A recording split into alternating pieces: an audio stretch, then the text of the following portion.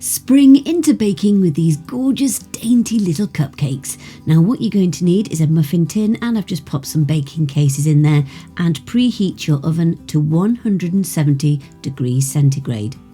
Then in a mixer, put in 100 grams of plain flour and just sieve it. Then add in 140 grams of caster sugar, 1.5 teaspoons of baking powder, and 40 grams of butter.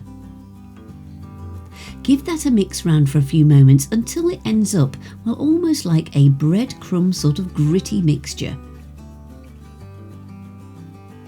Then you're going to add in a teaspoon of vanilla extract, 120 ml of milk, and an egg. Give that a mix round until it's all smooth, but don't overmix.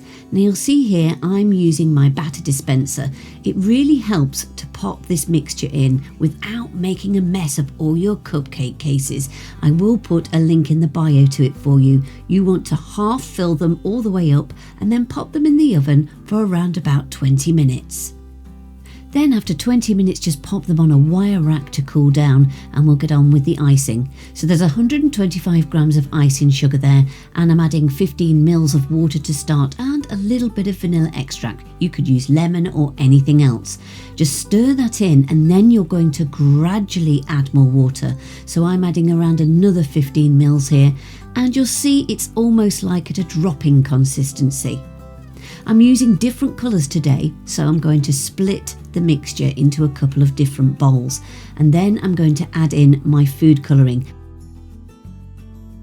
But I simply just drop it on, and then I have this weird technique of just like rolling it around a little bit so that it spreads into all the corners, and then just pop the decorations on top whilst it's wet. That way then it sort of sets it.